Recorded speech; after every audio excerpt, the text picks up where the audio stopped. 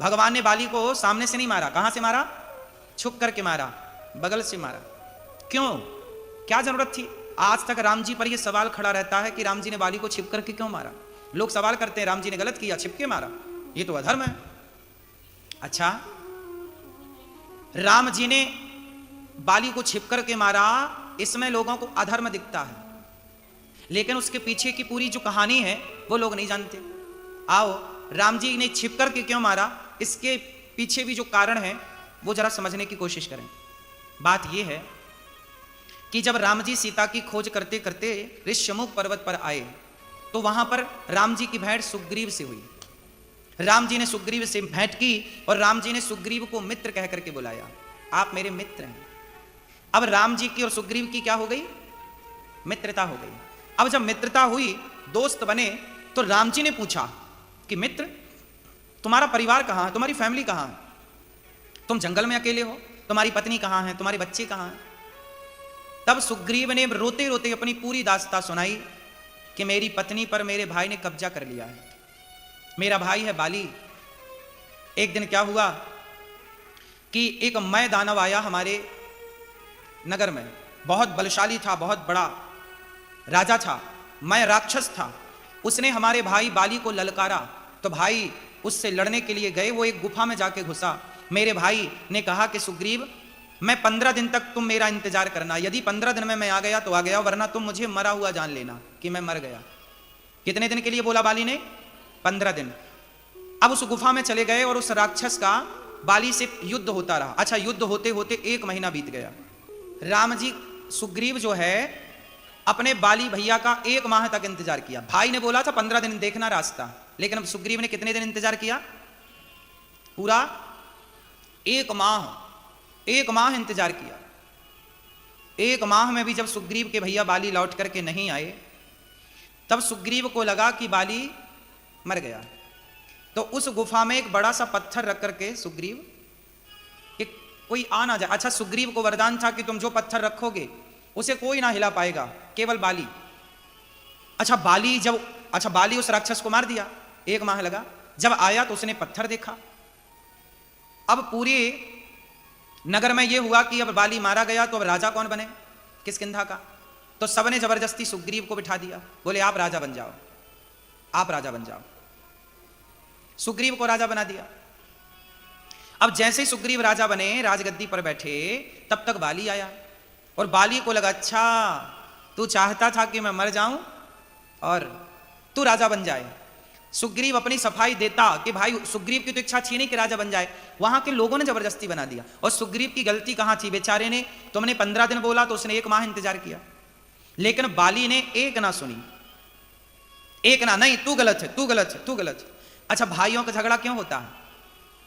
भाइयों का झगड़ा होता ही इसलिए है कि आप अपने भाइयों की पूरी पूरी बातें सुन नहीं पाते, अपने एटीट्यूड के कारण। नहीं मैं ही तो सही हूं, तू गलत है, तू तो गलत ही होगा। काश अपने भाई की बात आपने सुन ली होती तो विवाद ना होता। पूरी पूरी बातें आपने सुनी नहीं। अब बाली ने सुग्रीव को ऐसा मारा कि बेचारा मर जाए। अब सुग्रीव भागा और सुग्रीव भाग के ऋष्यमुख पर्वत पर, बाली को श्राप था कि तुम यहां आ नहीं सकते, इसलिए उस पर्वत पर सुग्रीव रहा करते थे। बाली ने सुग्रीव को मार के भगाया और सुग्रीव की पत्नी पर बाली ने कब्जा कर लिया। भाई की पत्नी पर क्या कर लिया? कब्जा कर लिया। ये पूरी कहानी सुग्रीव ने राम जी को सुनाई। तब राम जी को बड़ा गुस्सा आया, अरे राम राम राम, कम से कम तुम्हारी पूरी बात तो सुनी होती। अच्छा एक बात बताओ, बाली ने सुग्रीव की बात सुनी होती ठंडे दिमाग से, तो क्या भाई का झगड़ा होता? वो कह देता ना कि भाई मैं तो 1 महीने, तुमने बोला 15 दिन। अच्छा, उसको भी अपनी कही बात भूल गई बाली को। उसने कहा कि देखो, मैंने कहा था कि तुम 15 दिन रुकना, तुम बिल्कुल ना रुक पाए, जबकि बात हो गई 1 महीने की। अब ये विवाद का कारण बना। इसलिए कहता हूं कि जब भाई भाई में कोई बात हो तो ठंडे दिमाग से एक दूसरे की पूरी बात सुनो। अच्छा, झगड़ा क्यों होता है जानते हैं? आधी बात जानने से झगड़ा होता है, पूरी बात कोई सुनता ही नहीं। सास अपनी बहू की पूरी बात नहीं सुनती, बहू अपनी सास की पूरी बात नहीं सुनती, जेठानी अपनी देवरानी की पूरी बात नहीं सुनती, देवरानी अपने जेठानी की पूरी बात नहीं सुनती। यदि पूरी बात सुनने का कल्चर हम फॉलो कर लें, पूरी बात सुनने का सिद्धांत अपना लें, तो कभी किसी में झगड़ा ना हो। कई बार जो हम समझते हैं वो होता नहीं है, और जो होता है वो हम समझ नहीं पाते। क्यों जी? बात सही है, बात सही है। काश आप पूरी बात सुन पाते, काश बाली सुग्रीव की पूरी बात सुनता कि मैं क्यों राजा बना, मैं राजा नहीं बना, लोगों ने बिठा दिया, लोगों ने तिलक कर दिया, मेरा तो कुछ था ही नहीं, मेरी तो कोई इच्छा ही नहीं थी, और मैं आपका इंतजार कर रहा था, मैं बहुत दुखी था। लेकिन सुग्रीव के प्रेम को बाली समझ ना पाया और विवाद हो गया। भाई की पत्नी पर कब्जा किया, मार के लात निकाल दिया। सुग्रीव बेचारे वर्षों से पहाड़ पर थे। अब राम जी आए, बाली के हाथ को अपने हाथ में रखा, तुम मेरे मित्र हो, और जो ना मित्र दुख हो ही दुखारी, तेना ही विलोकत पातक भारी। मित्र किससे कहते हैं? जो हमारे दुख को अपना मान ले, जो हमारे सुख को अपना मान ले, वो मित्र है। तो राम जी ने कहा कि अब तुम हमारे मित्र हो, तो तुम्हारा दुख आज से हमारा दुख है, आज से आपका दुख हमारा। अब राम जी का ये धर्म है कि वो मित्र के, अच्छा ये बताओ, मित्र का दुख दूर करना चाहिए कि नहीं? तो राम ने क्या किया? राम ने प्रतिज्ञा कर ली, मित्र सुनो सुग्रीव, सुनो सुग्रीव मारी हूं बाल ही एक ही वाण, ब्रह्म रुद्र शरणागत गए ना उबरे ही प्राण। हे बाली सुग्रीव, मैं तुझे वचन देता हूं, तू मेरा मित्र है, मैं वचन देता हूं कि मैं बाली को एक ही बाण से मारूंगा। कितने बाण से मारूंगा? एक बाण से, दूसरा बाण ना लगेगा, और कहीं जाए अब उसकी प्राणों की रक्षा नहीं हो सकती, क्योंकि उसने मेरे मित्र का दिल दुखाया है, अब मैं उसे मारूंगा। अच्छा, राम जी ने क्यों मारने की प्रतिज्ञा की? अच्छा बताओ, राम जी की बाली से कोई पर्सनल दुश्मनी थी? राम जी की बाली से कोई पर्सनल दुश्मनी थी? नहीं। राम जी तो बाली को जानते भी नहीं थे, और बाली भी राम जी को नहीं जानता था, एक दूसरे की शकल नहीं देखी, एक दूसरे से कभी मिले नहीं। जब मिले नहीं, हालचाल नहीं जानते, तो राम जी ने क्यों कह दिया कि मारूंगा? अच्छा, भाई भाई का विवाद था, क्या राम जी ने इसलिए प्रतिज्ञा की मैं मारूंगा? बोलो।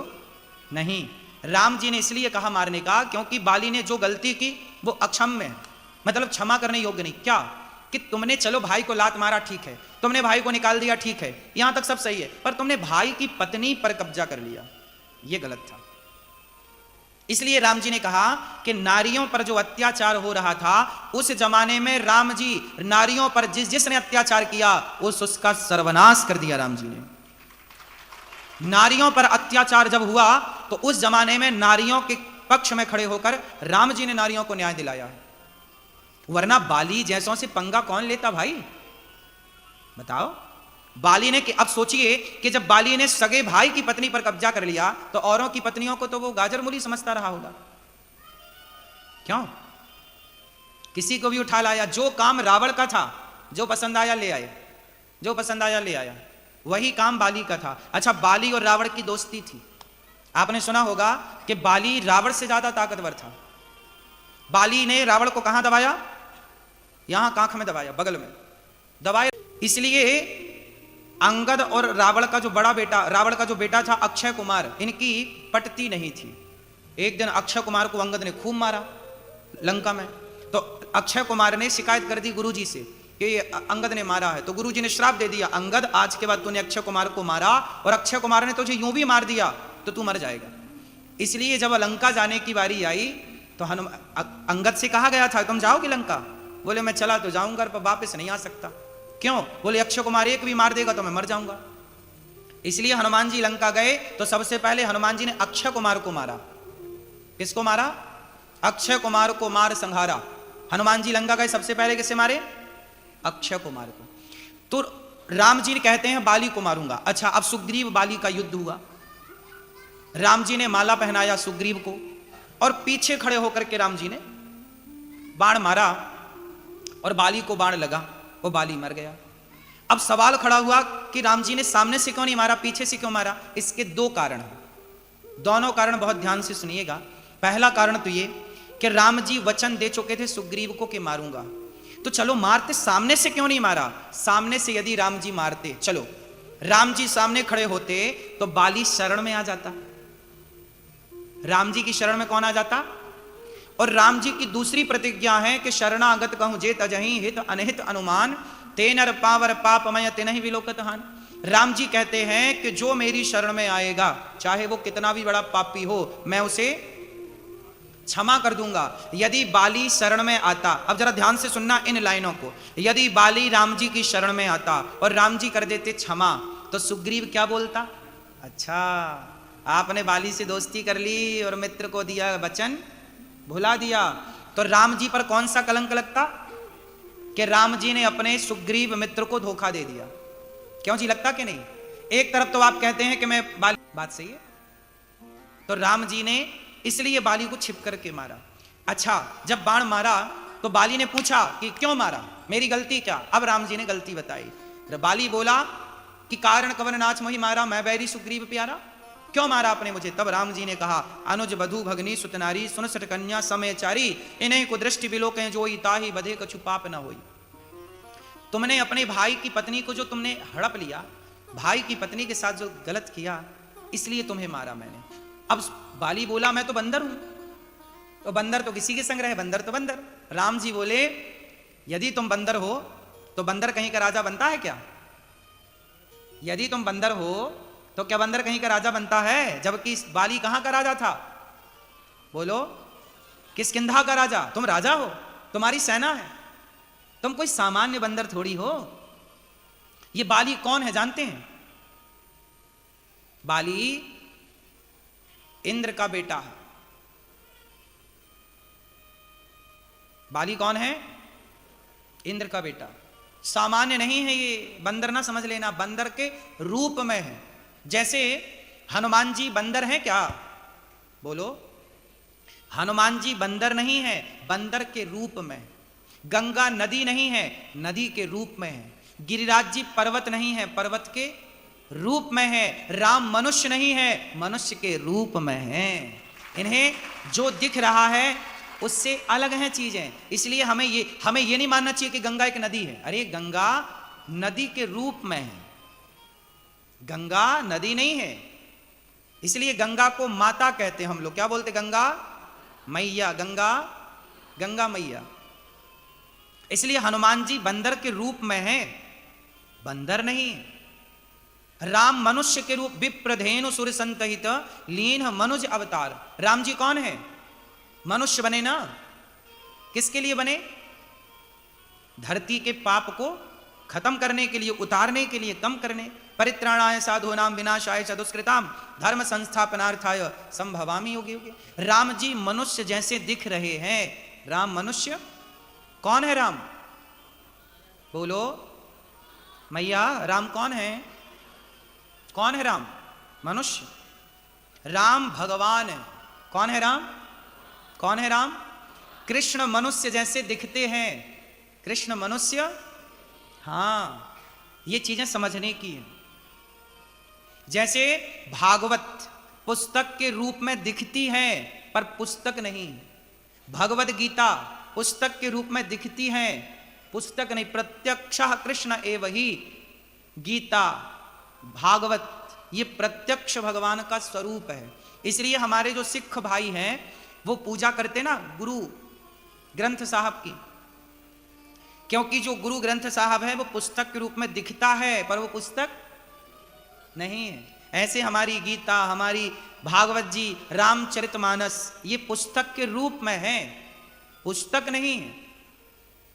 इसमें जो लिखा है कि रामचरितमानस में लिखा है इसी प्रसंग में कि मित्र कैसा हो? जो मित्र के दुख से दुखी हो और मित्र के सुख से सुखी हो, वही ना मित्र है। अच्छा, राम जी ने अपने मित्र से पूछा, सुग्रीव तुम यहाँ जंगल में क्यों रहते हो? तुम्हारी पत्नी कहाँ? तब पूरी मैं दानव की कथा सुना दी। सुग्रीव ने कहा कि एक राक्षस आया, मेरे भैया बाली को ललकारा, मेरे भैया बाली उसके पीछे भागे, वो एक गुफा में चला गया। भैया बोले कि 15 दिन तक इंतजार करना, मैं 15 दिन बाद उस राक्षस को मारकर आऊंगा। लेकिन मैं 1 महीने तक इंतजार किया, बाली उस गुफा से नहीं निकले, तो मुझे लगा कि मेरे भैया को बाली ने मार दिया और मैंने उस गुफा के दरवाजे में एक पत्थर की शिला, पत्थर रख दिया। और जब मैं किष्किंधा आया तो किष्किंधा के लोगों ने मेरा राज अभिषेक कर दिया और मुझे राजगद्दी पर बिठाया। और जैसे ही मैं राजा बना तो भैया बाली आ गए और भैया बाली ने मुझे खूब मारा।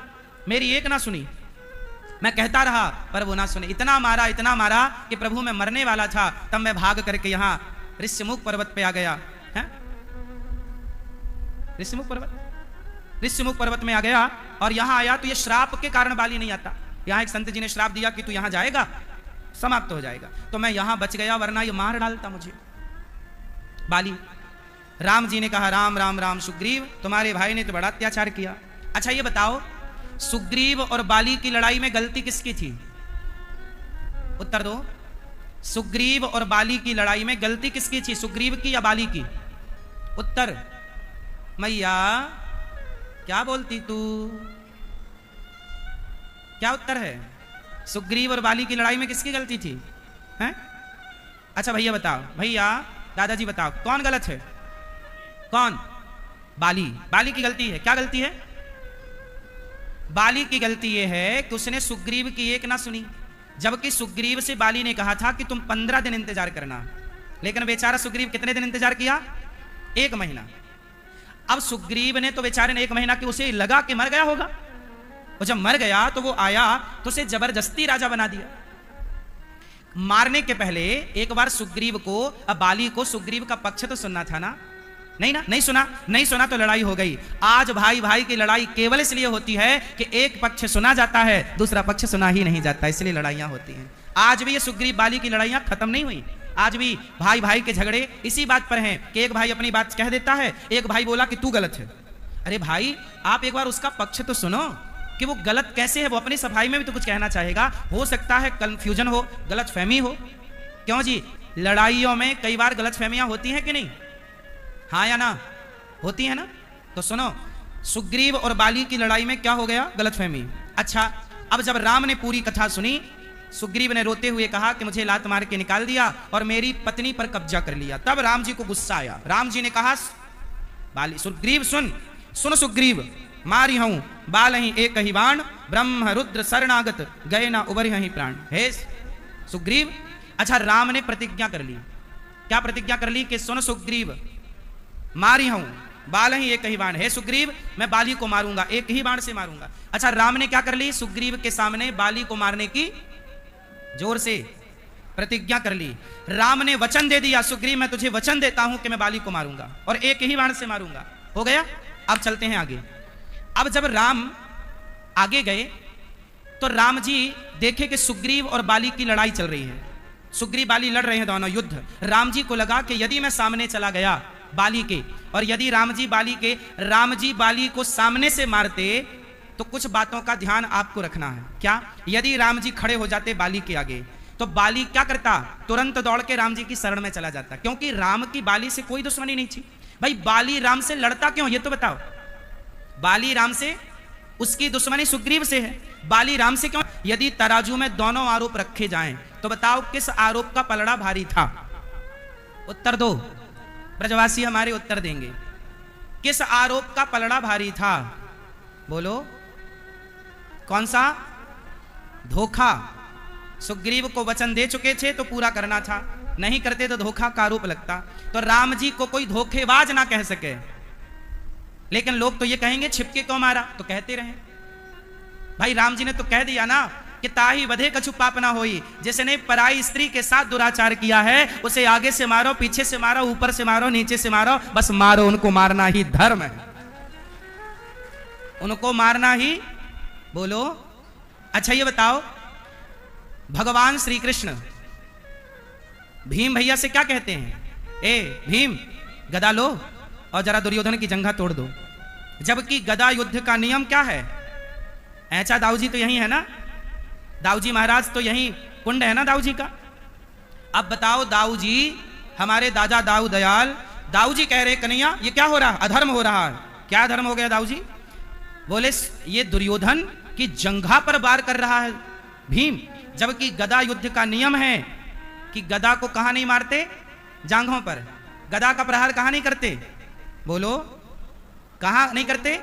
जांघों पर नहीं करते। ये अधर्म है। कौन बोला? दाऊ जी बोले भगवान श्री कृष्ण से, भीम मैं तुझे मारूंगा। दाऊ जी बोले भीम। अब भीम तो डर गए, क्योंकि भीम के गुरु हैं दाऊ जी और दुर्योधन के गुरु भी हैं दाऊ जी। तो दुर्योधन तो खुश हुआ कि चलो गुरु जी आ गए, लेकिन भीम डर गए कि अब तो दाऊ जी मार डालेंगे, क्योंकि दाऊ जी का गुस्सा तो गुस्सा है। अब दाऊ जी गुस्सा, मार दूंगा तुझे भीम, तूने अधर्म से, तुझे सिखाया है कि गदा का प्रहार जांघ पर नहीं करते, कमर के नीचे नहीं करते, तूने क्यों किया? तब भगवान श्री कृष्ण बोले वाह दाऊ जी वाह वाह, आज आपको याद आया कि दुर्योधन ने अधर्म किया। तब आप कहां थे जब इसी दुर्योधन ने द्रौपदी को कहा था कि द्रौपदी आजा मेरी जांघों पे आके बैठ जा? तब क्या यह धर्म था? दाऊ जी बोलो, क्या यह धर्म था? जब भरी सभा में द्रौपदी के कपड़े उतारे गए तब वो धर्म था दाऊ जी? दाऊ जी चुप। भगवान कृष्ण के आगे थोड़ी किसी की चलती है। कन्हैया टेढ़ी टांग वालों यूं थोड़ी कहलाए, सबन को चुप कर दे। दाऊ जी बोले कन्हैया तुम कहना क्या चाहते हो? तब भगवान श्री कृष्ण बोले कि बाबा दाऊ जी ये अधर्मी है, दुर्योधन पापी है और अधर्मी को अधर्म से मारना ही धर्म है। इसने कौन सा धर्म किया बताओ? भरी सभा में एक नारी के कपड़े उतारना, जो कि रिश्ते में वो नारी इसकी सगी भाभी लगती थी। द्रौपदी दुर्योधन की क्या लगती है? बोलो, भाभी है ना। क्या होगा? देखो ऐसा है, ये बताओ कि मक्खी गंदी जगह पे आके बैठती है कि पवित्र जगह पे आके बैठती है? शुद्ध जगह में क्या शुद्ध जगह में? मक्खी कहां बैठती? मैया बैठ जाओ मेरी मां, खड़े ना रहो मेरी मां, बैठो। अच्छा ये बताओ, मक्खी पवित्रता में रहती है कि अपवित्रता में रहती है? जहां साफ सफाई है वहां मक्खियां होती हैं कि जहां गंदगी है वहां मक्खी होती है? जोर से, जोर से। जहां, हाँ, जैसे जहां गंदगी होगी ना, मक्खी को फोन लगा के बुलाना नहीं पड़ता कि मक्खी बहन यहां गंदगी आ जाओ। मक्खी को बुलाना नहीं पड़ता। गंदगी जहां होती है उस दुर्गंध को सूंघ कर मक्खी अपनी आप उस गंध की तरफ खिंची चली जाती है। उसी तरह जहां अशुद्धि होती है, जैसे आपने लघु शंका की और हाथ पांव नहीं धोए, शौच की आपने हाथ पांव नहीं धुला, नहाए नहीं, तो आपकी ओर ब्रह्मांड की सारी नेगेटिविटी, नकारात्मकता आपकी तरफ खिंची चली आएगी। गंदगी। इस ब्रह्मांड में दो चीजें होती हैं मैया, एक अच्छाई होती है, एक बुराई होती है। अच्छा ये बताओ, आपके मोबाइल पर नेटवर्क है ना, टावर पकड़ता ना, नेटवर्क पकड़ता है। यदि नेटवर्क ना पकड़े तो क्या मोबाइल काम करेगा? अच्छा ये बताओ, बड़े बड़े टावर गड़े होते हैं, बड़े बड़े टावर लगे हैं ना, वो टावर क्या करते हैं, ऊपर सैटेलाइट होती है बहुत ऊपर आकाश में, उस आकाश के ऊपर जो सैटेलाइट है उसकी किरणों को ये टावर कैच करता है, फिर ये टावर आपके मोबाइल पर नेटवर्क पहुंचाता है। यही तो करता है ना, क्यों मैया? आकाश में सबसे ऊपर की सतह पर क्या स्थित है? सैटेलाइट, फिर वो नेटवर्क टावर को देती है, टावर आपके मोबाइल को नेटवर्क देता है। इसी तरह इस ब्रह्मांड में सब प्रकार का नेटवर्क है, अच्छाई के नेटवर्क भी मिल रहे हैं और बुराई के नेटवर्क भी मिल रहे हैं। यदि आपके मस्तिष्क में, आपके जीवन में गंदगी है, आपने विचारों को गंदा किया, आप गंदगी से रहते हैं, तो आपकी तरफ ना गंदे गंदे विचार, गंदी गंदी एनर्जी आपकी ओर आ जाएगी। बैड एनर्जी कहते हैं उससे। गुड एनर्जी और बैड एनर्जी, दो तरह की एनर्जी होती है, मतलब अच्छाई और बुराई। इस ब्रह्मांड में अच्छाई भी है और इस ब्रह्मांड में बुराई भी है। अब आप खींचना किसे चाहते हैं अपनी तरफ? यदि आप साफ सुथरे रहते हैं, शुद्धि का, महाभारत में छोटी सी कथा है, कहो तो सुना दूं जरा सी, है तो बहुत बड़ी पर आपको समझाने के लिए छोटा ही बहुत। सुनो, महाभारत में कथा आती है राजा नल की। एक राजा थे मैया, क्या नाम था उनका? जोर से, राजा नल। क्या नाम है? जोर से भैया सुनो ध्यान से। एक राजा है नल। नल नाम के राजा बड़े धर्मात्मा थे, बड़े पुण्यात्मा, बड़े अच्छे। जानते हो क्या हुआ? कलयुग उनके पीछे पड़ गया। जो उनकी पत्नी थी ना, बड़ी सुंदर थी। आपका मन बार बार उस पुरुष की ओर जा रहा है, समझ लेना कि आपका मन जा रहा है, मतलब आपके पास कलयुग है। कलयुग ने आपके खोपड़ी पर निवास बना रखा है। आप शराब पीते हैं, मतलब कलयुग आपके पास है। आप मांस खाते हैं, मतलब कलयुग आपके पास है। आप पराई स्त्री को गलत नजर से, पराई मर्द को गलत नजर से देखते हैं, मतलब कलयुग आपके पास है। आप हिंसा करते हैं, किसी को मारते हैं बेवजह, जीव हत्या करते हैं, मतलब कलयुग आपके पास है। और आप चोरी करते हैं, इसका मतलब कलयुग आपके पास है। इतनी जगह पर ही कलयुग का ठिकाना है। द्यूतम पानम स्त्रिया सूना यत्र धर्मश चतुर्विधा, 5 जगह कलयुग का ठिकाना है, स्थान है। यदि आपका मन किसी पराई स्त्री को देखकर चंचल नहीं होता तो आपके पास कलयुग नहीं है। आपसे मेरी विनती है कि आप अपने शुद्धि का ख्याल रखा करो, क्योंकि बड़े बुजुर्ग कहते हैं कि जैसी राखे शुद्धि वैसी बने, जोर से, जैसा खाए अन्न वैसा रहे। इसलिए तो आज से लघु शंका के बाद क्या करना है आपको? 4 कुल्ला करना है। स्त्री या पुरुष दोनों के लिए है। शौच करने के बाद बच्चों को सिखाओ कि बेटा तुम शौच करके आए हो, चलो नहाओ। पूरा नहा चुके हो तो कमर से अर्ध स्नान करो, क्योंकि ये शुद्धि ही आपकी बुद्धि बिगड़ने नहीं देगी। वरना आज के लड़का लड़कियों की बुद्धियां देख रहे हो आप, छोटे छोटे बच्चे इलू इलू कर रहे हैं। क्यों बुद्धियां भ्रष्ट हो गई? क्योंकि शुद्धि का ख्याल आपने नहीं रखा, खान पान का ख्याल आपने नहीं रखा। चीजें बिगड़ती कहां से हैं? आपने यदि मौका दिया अपने आप को बिगड़ने का तो बिगड़ जाएगा, नहीं दिया मौका तो नहीं बिगड़ेगा। पहले के लोग ना, मैंने सुना है, आप लोगों से सुना है, मेरे गांव के बुजुर्ग लोग, बड़े लोग बताया करते थे, मेरे दादाजी, हमारे बब्बा बताया करते थे, बब्बा जी मतलब दादाजी, कि पहले के लोग ना जाते थे तो अपनी बाल्टी लेके जाते थे। कुआं होते थे ना हर गली गली, तो अपना पानी निकाल कर पीते थे, रोटी बनाकर खाते थे, किसी के हाथ का भोजन नहीं करते थे। क्यों? किसी के हाथ का भोजन ना करने की वजह क्या थी? अब जैसे उदाहरण से समझो, जैसे आपने किसी वैश्या के घर भोजन कर लिया, तो कहते हैं वैश्या के घर आपने भोजन किया तो जब तक आपके पेट में उसकी रोटियां रहेंगी, उसका अन्न रहेगा, तब तक आपके मन में भी वैसे ही ख्याल आएंगे जैसे कि वैश्या के ख्याल आएंगे। वैश्या के पास ख्याल होते हैं। क्यों? क्योंकि वैश्या का अन्न खाओगे तो बुद्धि कैसी होगी? आप किसी शराबी के घर जाओ और शराबी का अन्न खाओ तो शराबी के अन्न खाने से बुद्धि कैसी होगी? इसलिए कहते हैं सबके यहां भोजन भी नहीं करना चाहिए। तो गलती क्या करते हैं कि हम लोग ना किसी को बोलते नहीं, गलत को गलत बोलना सीखो। यदि आप गलत को गलत नहीं बोलोगे तो आज आपका बेटा गलत हुआ है, कल इनका बेटा गलत होगा, इनका बेटा, सारे बच्चे गलत हो जाएंगे।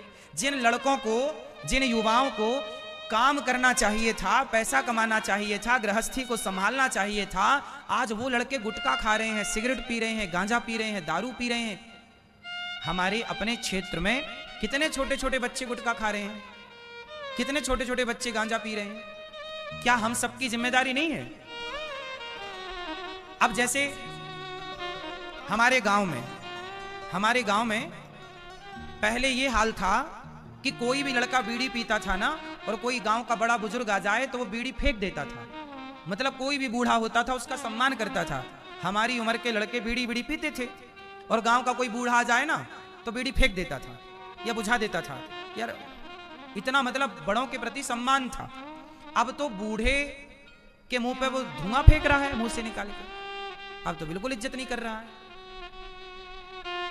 हाँ या ना? इसलिए अभी समय है संभल जाने का। मैंने बीड़ी ना पीकर, गांजा ना पीकर, शराब ना पी करके मैंने सेवा करना चुना, तो देखिए भगवान ने सेवा में लगाए रखा। भगवान सबको मौका देते हैं, भगवान सबको अवसर देते हैं। कोई अपने समय का सदुपयोग कर लेता है तो कोई अपने समय का सदुपयोग नहीं करता। भगवान अवसर सबको देते हैं। इसलिए मेरी प्रार्थना है कि सबसे पहले हम अपनी संगति को ठीक करें।